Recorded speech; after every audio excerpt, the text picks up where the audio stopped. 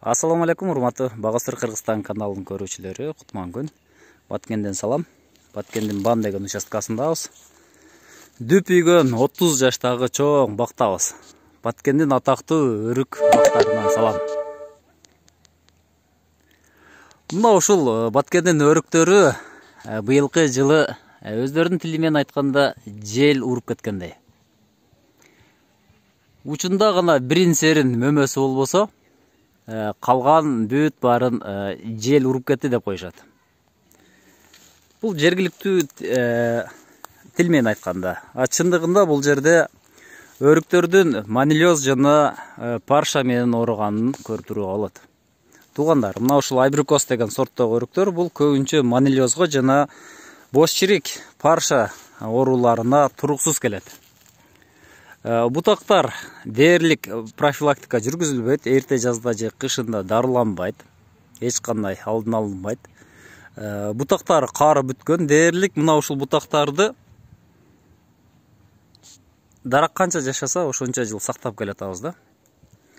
Өрүктөрдүн бутактарын ашып кетсе, данектүүлөрдү, мисалга гилаз, шабдалы, булардын бардыгын ашып кетсе 5 жыл, 6 жыл гана кармаш керек болду. Андан кийин буташ керек. Бизде калдык уруу деп коебуз го. Ошондой мына ушул бакты кронадан бир 50, мына ушул жерден 50 сантиметр коюп туруп, 5 жылда бутагын жаңылап турса, мына ушундай оорулар көбөйбөйт. Азыр мына ушул Сухан деген өрүк бактабыз. Кээ бирөөлөр такыр, кээ бирөөлөр более-менее жакшыраак экен. Мына бутактары бири жаңы бутак чыгарып атса, экинчиси кургап атат мына ушундай. Мынакей гүлдөйт, бирок кармабайт. Азыр мына ушул чоң бактан ар бир түбүнөн мисалга бир яшик ала албайт болуш керек. Мөмө жок.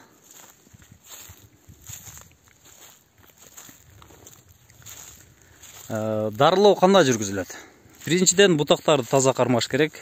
Бутактарын профилактика катары дарылап турушубуз керек. Фунгусидтер менен, ЖС, темир туздары менен. Буларды жазга чейин 2-3 жолу дарылай турган болсок, бул жерден мындай дарактардан жакшы түшүм алса болот.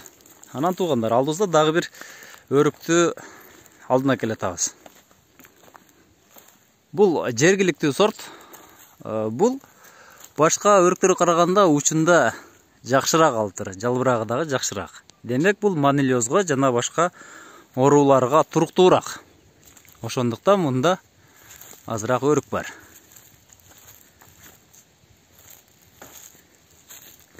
Ачидана деп коебуз го.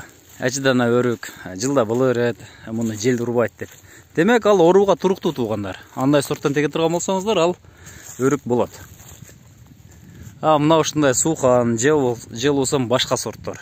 Жолжо өрүк дейбизби, башка дейбизби? Аларды сөзсүз дарылап карап турушубуз керек. Эгер дарылабай турган болсок, демек мына ушул бактардай абалга келет.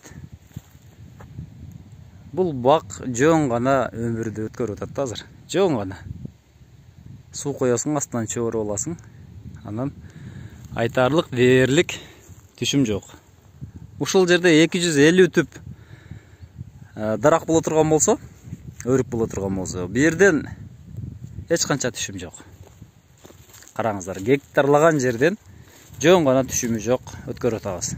Туугандар, калдык уруңуздар, кесиңиздер, жакшылап кесип, жаңы бутак чыгарыңыздар да, ошону 5 жыл гана кармап, 5 жылдан кийин алмаштырып туруңуздар.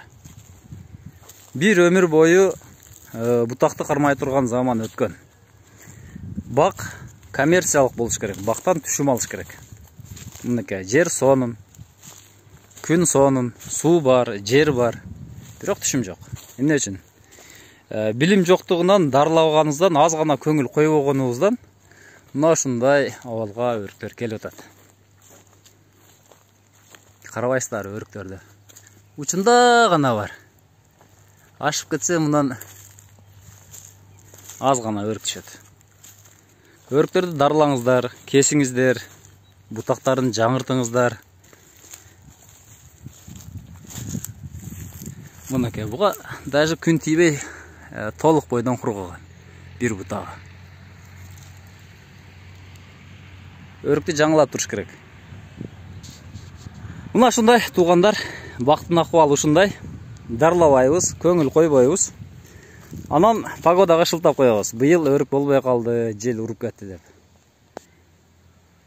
Егер жылға ушынтып қарай тұрған болсақ, анда кейінгі жылға дағы түшім жоқ. Бұл жамырлы ауа райы болғанда парша мен манилиоз тез күчөйт, бір-біріне жұғап. Дарылаш керек, профилактиканы жүргізіш керек, бұтақтарын жаңылаш керек. Сіздермен Бағыстыр Қырғызстан каналы болды туғандар. Тынч аман болыңыздар.